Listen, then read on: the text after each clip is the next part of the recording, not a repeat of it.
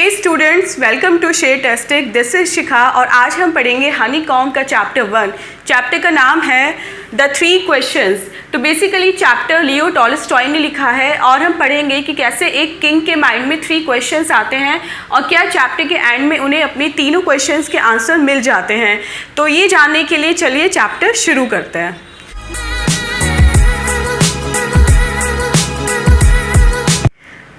Story ऐसे है कि एक किंग होते हैं जिनके माइंड में अचानक एक दिन 3 क्वेश्चंस आते हैं। वो 3 क्वेश्चंस कौन से होते हैं? वो 3 क्वेश्चंस होते हैं कि किसी भी वर्क को शुरू करने के लिए सबसे इम्पॉर्टेंट टाइम क्या है, कौन सा ऐसे टाइम है जो सबसे इम्पॉर्टेंट होता है और उस टाइम वो वर्क हमें शुरू करना चाहिए।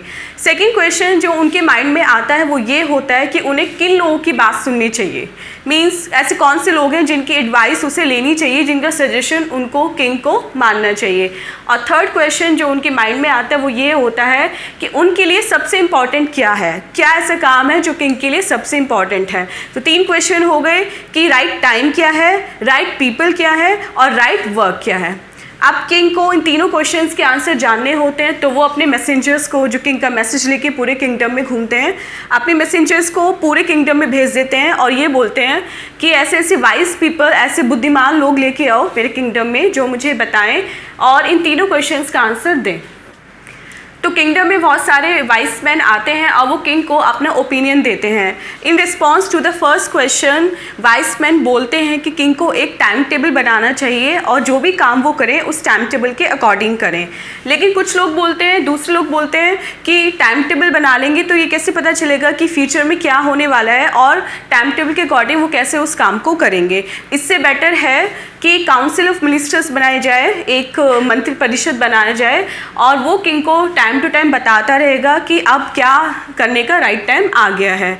लेकिन इसके रिस्पॉन्स में भी कुछ लोग बोलते हैं कि कुछ वर्क ऐसे होते हैं जो बहुत अर्जेंट होते हैं और वो काउंसिल ऑफ मिनिस्टर्स के डिसीजन का वेट नहीं कर सकते, तो बेटर है कि किंग एक मैजिशियन हायर कर ले, एक जादूगर हायर कर ले अपने किंगडम में, जो किंग को फ्यूचर इवेंट देख के बताते रहेंगे और किंग उन फ्यूचर इवेंट्स को सुन के अपना डिसीजन तुरंत ले लेंगे और तुरंत अपना वर्क राइट टाइम कर लेंगे। सेकेंड क्वेश्चन के आंसर में कुछ लोग बोलते हैं कि सबसे इंपॉर्टेंट होते हैं काउंसिलर्स ऑफ मिनिस्टर्स, जिनको किंग की सुननी चाहिए। कुछ लोग बोलते हैं कि प्रीस्ट सबसे इंपॉर्टेंट होते हैं क्योंकि वो पूजा पाठ करते हैं। कुछ लोग कहते हैं कि सोल्जर्स सबसे इंपॉर्टेंट होते हैं क्योंकि वो देश की रक्षा करते हैं और कुछ बोलते हैं कि डॉक्टर्स सबसे इंपॉर्टेंट होते हैं। थर्ड क्वेश्चन के आंसर्स में वो वाइस मैन बोलते हैं कि सबसे इंपॉर्टेंट होता है फाइटिंग, कुछ लोग बोलते हैं कि सबसे इंपॉर्टेंट है साइंस और कुछ लोग बोलते हैं कि रिलीजियस वर्शिप ही सबसे ज़्यादा इंपॉर्टेंट है। किंग ये सारे आंसर सुनते हैं लेकिन कोई भी आंसर उन्हें अपने किंगडम के लिए एप्लीकेबल नहीं लगता। किंग ने एक हर्मिट के बारे में सुना होता है जो जंगल में रहते हैं और केवल उन्हीं पीपल से मिलते हैं जो राजा के महल से बिलोंग नहीं करते, मीन्स बिल्कुल सिंपल एंड ऑर्डिनरी लोगों से ही वो मिलते हैं, वो किसी भी ऊंची पोजीशन के लोगों से नहीं मिलते। तो किंग डिसाइड करते हैं कि वो हर्मिट के पास जाएंगे और ये तीनों क्वेश्चन उन हर्मिट से पूछेंगे। तो किंग एक दिन अपने कुछ मिनिस्टर्स के साथ घोड़े पर सवार होकर हर्मिट की हट के लिए निकल पड़ते हैं। रास्ते में जब हर्मिट की हट आने वाली होती है तो किंग अपने घोड़े से उतर जाते हैं, अपने क्लोथ्स चेंज कर लेते हैं और अपने मिनिस्टर्स को वहीं छोड़ देते हैं और अकेले पैदल ही हर्मिट की हट की तरफ बढ़ने लगते हैं। जैसे वो हर्मिट की हट पे पहुंचते हैं वो देखते हैं कि जो हर्मिट है, जो साधु हैं, वो एक स्पेड को लेकर फ्लावर बेड, जो फूलों की क्यारियाँ होती हैं, वहाँ ब्यूटीफुल फ्लावर्स खिल सकें। तो जैसे ही किंग हर्मिट के पास पहुँचते हैं वो हर्मिट को नमस्ते करते हैं, प्रणाम करते हैं और उनसे पूछते हैं कि मैं एक अपने गांव से आया हूँ और मेरे पास 3 क्वेश्चंस हैं, मुझे इन क्वेश्चंस का आंसर्स आपसे चाहिए। हर्मिट उनकी बात सुनते हैं लेकिन कोई जवाब नहीं देते और जो वो काम कर रहे होते हैं, मीन्स जो वो स्पेड का यूज़ करके फ्लावर बेड डिग कर रहे होते हैं, वो वही करते रहते हैं। किंग वहीं पास में बैठ जाते हैं और वेट करते हैं कि कब हर्मिट फ्री हो और कब वो उनकी क्वेश्चंस का आंसर दें। दिन ढलने लगता है, थोड़ी देर बाद किंग फिर उठते हैं और हर्मिट के पास जाते हैं और बोलते हैं कि लाइए आप स्पेड मुझे दे दीजिए, मैं फ्लावर बेड डिग कर लेता हूँ, आप थक गए होंगे। हर्मिट उनको स्पेड दे देते हैं और खुद पास में ही बैठ जाते हैं। किंग थोड़ी देर तक फ्लावर बेड डिग करते हैं लेकिन जब उनका पेशेंस लूज़ होने लगता है वो हर्मिट से दोबारा पूछते हैं कि हर्मिट अब तो आप मेरे क्वेश्चन का आंसर दे दीजिए, अगर आप क्वेश्चन का आंसर दे देंगे तो मैं वापस अपने घर को लौट जाऊँगा। जैसे किंग ये बात बोलते हैं सामने जहाँ हर्मिट की हट होती है वहाँ से एक आदमी भागा हुआ आता है। उसने अपना स्टमक पे ऐसे हाथ रखा हुआ होता है और उसके स्टमक में वाउंड होता है, एक चोट लगी होती है जहाँ से बहुत सारा ब्लड बह रहा होता है। वो हर्मिट और किंग के पास आके गिर जाता है और बेहोश हो जाता है। किंग उसकी ड्रेसिंग करते हैं लेकिन जो उसका ब्लड था वो रुकने का नाम नहीं लेता। किंग उसकी बार बार ड्रेसिंग चेंज करते हैं। फाइनली जब उसका ब्लड बिल्कुल स्टॉप हो जाता है तो वो उसको हट के अंदर आराम से लिटा देते हैं। उसके बाद जब वो बाहर आते हैं तो देखते हैं कि सन ऑलरेडी सेट हो चुका है, दिन ऑलरेडी छिप चुका है और अब उनके घर जाने का कोई मतलब नहीं उठता। तो वो हट में आके वहीं वाउंडेड मैन के बराबर में सो जाते हैं क्योंकि वो बहुत ज़्यादा थके हुए होते हैं।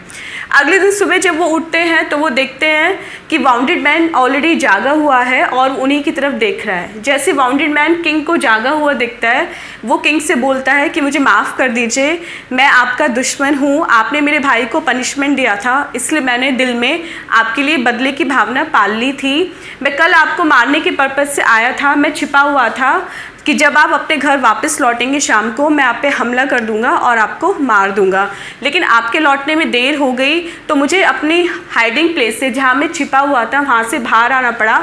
आपके सोल्जर्स ने मुझे देख लिया और उन्होंने मुझ पे हमला करके मुझे घायल कर दिया, लेकिन मैं आपसे माफ़ी मांगना चाहता हूँ और आज से मेरे मन में आपके लिए जो बदले की भावना थी वो बिल्कुल ख़त्म हो चुकी है। अब मैं आपका ग़ुलाम हूँ और मेरे आने वाले जनरेशन्स भी आपकी सेवा करेंगे, आप प्लीज़ मुझे माफ़ कर दीजिए। किंग मनी मन ये सोच के बहुत खुश होते हैं कि उन्होंने कितनी आसानी से अपने एक दुश्मन को अपना दोस्त बना लिया और कैसे उसके साथ पीस इस्टेब्लिश कर ली। किंग उसको वहीं छोड़कर बाहर आते हैं और हर्मिट को ढूंढते हैं। हर्मिट उनको वापस फ्लावर बेड के पास ही मिलते हैं। किंग हर्मिट के पास जाते हैं और बोलते हैं कि अब तो आप मेरे क्वेश्चंस का आंसर दे दीजिए। हर्मिट कहते हैं कि आपको आपके सारे क्वेश्चंस का आंसर ऑलरेडी मिल चुका है। किंग ये सोच के पजल हो जाते हैं और हर्मिट से कहते हैं कि मुझे समझाइए कि मुझे अपने क्वेश्चंस का आंसर कैसे मिल गया। तब हर्मिट उनको समझाते हैं कि आपका फर्स्ट क्वेश्चन था कि आपके लिए सबसे इम्पॉर्टेंट वर्क क्या है। आप जिस समय मैं स्पीड से फ्लावर बेड डिग कर रहा था, अगर उस टाइम आप मेरी हेल्प नहीं करते और आप मेरे हाथ से वो स्पेड लेकर फ्लावर बेड नहीं डिग करते तो आप घर वापस चले जाते और वो व्यक्ति जो उस टाइम छिपा हुआ था आप पर हमला करने के लिए आप पर हमला कर देता। उस टाइम आप ये सोचते कि काश मैं कुछ देर और हर्मिट के पास रुक जाता जिससे ये मोमेंट टल जाता, ये समय टल जाता। तो उस टाइम मेरे साथ रहना आपके लिए सबसे इम्पॉर्टेंट वर्क था।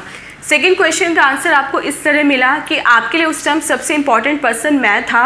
और थर्ड क्वेश्चन का आंसर ये है कि मेरे लिए मेरा अच्छा करना आपका सबसे इम्पॉर्टेंट बिजनेस था। तो किंग ये सोच के बहुत खुश होते हैं और लास्ट में वो ये समझते हैं कि हम जिस मोमेंट में जिस पर्सन के साथ होते हैं वो हमारे लिए सबसे इम्पॉर्टेंट होता है, उसका भला करना हमारे लिए सबसे इम्पॉर्टेंट बिजनेस होता है और वही टाइम कुछ भी करने का सबसे राइट टाइम होता है। सो स्टूडेंट्स, आई होप आपको ये चैप्टर पसंद आया होगा। ऐसी और वीडियोस के लिए आप मेरे चैनल को सब्सक्राइब करें और अपने फ्रेंड के साथ इस वीडियो को शेयर करें जिससे वो भी इस वीडियो का बेनिफिट पूरा ले सकें।